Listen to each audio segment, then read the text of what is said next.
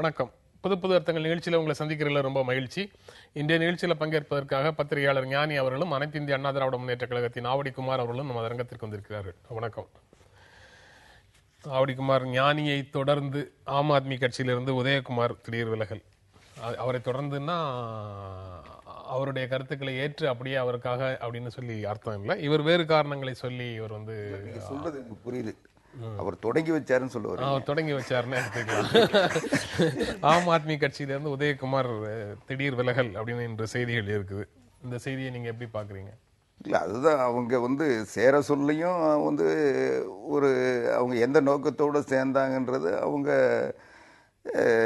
திடீர்னு சேர்ந்தாங்க, இன்னைக்கு திடீர்னு விலகுறாங்க. ஆக சேர சொல்லியும் அதுக்கான காரணம் இருந்ததா எனக்கு தெரியல. இப்போ விலக சொல்லியும் அது காரணத்தை பற்றி ஆராய்ச்சி செய்யற அளவுக்கு அது ஒன்றும் பெரிய நிகழ்வா எனக்கு தெரியல. எல்லாருக்கும் தெரிந்த காரணங்கள் தான் ஆரம்பத்தில் இப்பவும் இருக்கு அப்படின்னு சொல்றீங்க. ஞானி, நீங்க இல்ல, அந்த ஒரு சின்ன அடிப்படை வேறுபாடு இருக்கு. அதாவது சேரும்போதே நம்ம குமார் சொன்ன மாதிரி உதயகுமார் சேர்ந்ததுக்கும் நான் சேர்ந்ததுக்கும் ரொம்ப அடிப்படையான வேறுபாடுகள் இருக்கு. உதயகுமார் வந்து ஒரு அணுகுலை எதிர்ப்பு இயக்கத்தின் கீழே அந்த அவங்க மிகப்பெரிய போராட்டத்தில் ஈடுபட்டு இருந்த போது அவர்களுக்கு அரசியல் ரீதியான எந்த பாதுகாப்பும் இல்லாத ஒரு சூழ்நிலையில் அவங்க இருந்தாங்க. தமிழ்நாட்டில் எந்த கட்சியும் அவர்களுக்கு மிகப்பெரிய அளவில் அரசியல் பாதுகாப்பு கொடுக்கக்கூடிய சூழ்நிலை இல்லை. அனைத்து இந்திய அளவில் அப்போ வந்து பிரசாந்த் பூஷனும் ஆம் ஆத்மி கட்சியும் அரவிந்த் கெஜ்ரிவால் தான் அவர்களுக்கு மிகப்பெரிய ஒரு மாரல் சப்போர்ட்டை எனக்கு கொடுத்ததுன்னு சொல்லலாம். அந்த சூழ்நிலையில் நாங்கள் அரசியல் இருப்பது அவசியம்னு கருதின காரணத்தினால தான் பெருவாரியாக அவங்க உள்ளே வந்ததுக்கு காரணம் அதுதான். மற்றபடி ஒட்டுமொத்தமாக ஆம் ஆத்மியுடைய ஐடியாலஜி ஏற்றுக்கொண்டு அவர்கள் வந்தாருன்னு அப்பவும் உள்ளே இருந்தவங்களும் யாரும் கருதலை, நானும் கூட கருதலை. இதுதான் ஒரு பிரதானமான காரணம். ஆனால் என்னை போன்றவர்கள் போனதுக்கு வந்து நாங்கள் ஆம் ஆத்மியுடைய கோட்பாட்டில் பெருமளவில் நம்பிக்கையோடு தான் போனோம். இப்போ எனக்கு அந்த நம்பிக்கை ஒன்றும் போயிடல. ஒரு கட்சியாக அதன் மீது எனக்கு நம்பிக்கை போயிடல, அதனுடைய கோட்பாட்டில் எனக்கு நம்பிக்கை போகலை. ஆனால் தொடர்ந்து இயங்குவதற்கு ஒரு ஸ்தாபன ரீதியான அமைப்பில் இருக்கக்கூடிய சிக்கல்கள் காரணம், என்னுடைய தனிப்பட்ட உடல்நிலை காரணம். இந்த காரணங்கள்னால தான் நான் வெளியில் வந்திருக்கேன். ஆனால் உதயகுமார் வெளில வந்ததுக்கு வந்து அவர் இந்த ஒரே ஒரு ஒற்றை முக்கியமான போராளிங்கிற அடிப்படையில் காரணத்துக்கு போனார் இல்லையா, அது அல்லாத மீதி காரணங்கள் எதுவும் அவருக்கும் ஆம் ஆத்மிக்கும் ஏய்ந்து போகக்கூடிய சூழ்நிலை இல்லை. ஆனால் அவர் வெளியில் வருவது என்பது இயல்பு. அதனால் அவர் வெளில வந்திருக்கிறார். வந்திருக்கிறதுக்கு காரணங்கள் வெவ்வேறு. மரியாதைக்குரிய ஞானி அவர்கள் சொல்றதை நான் ஏற்றுக்கிறேன். ஆனால் உதயகுமார் இன்னைக்கு சொல்ற காரணமே அணுசக்தி கொள்கை பற்றி தெளிவான வெளிப்படையான நிலையை எடுக்கவில்லை.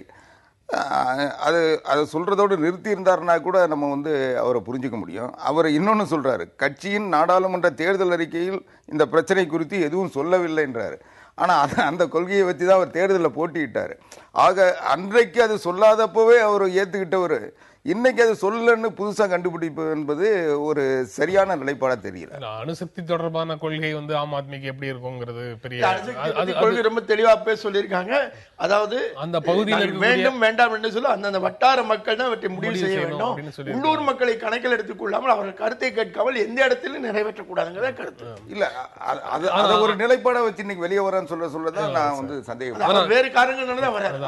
அந்த வேறு காரணங்கள்ல இன்னைக்கு அந்த பேப்பர்ல இருக்கக்கூடிய செய்தி இந்திய ஏகாதிபத்தியத்துக்கு அடிமைகளாக இருக்க வேண்டும் என்று எதிர்பார்க்கிறார்கள் அப்படின்லாம் சொல்றாரு. அதுல வந்து ஒரு மாறுபட்ட கருத்து என்னன்னா, டெல்லி தலைவர்களுக்கு காவடி தூக்க நான் விரும்பவில்லை அப்படின்னு சொல்றாரு. டெல்லியில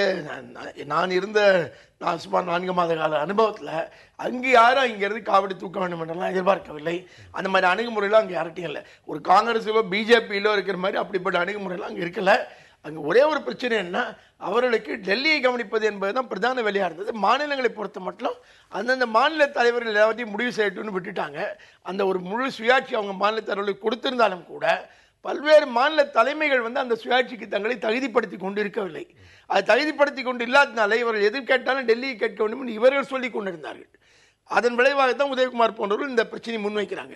மற்றபடி டெல்லி தலைவர் பிரசாந்த் பூஷனோ அரவிந்த் கெஜ்ரிவாலோ யோகேந்திர யாதவோ வந்து நாங்கள் சொல்வதை கேட்க வேண்டும் என்கிற மாதிரி நிர்பந்தித்தவர்கள் கிடையாது. எந்த கருத்தையும் கேட்டுக்கொள்ளக்கூடியவர்களாக தான் உள்ளுக்குள்ள ஒரு ஜனநாயக அமைப்போடு தான் இருந்தார்கள்.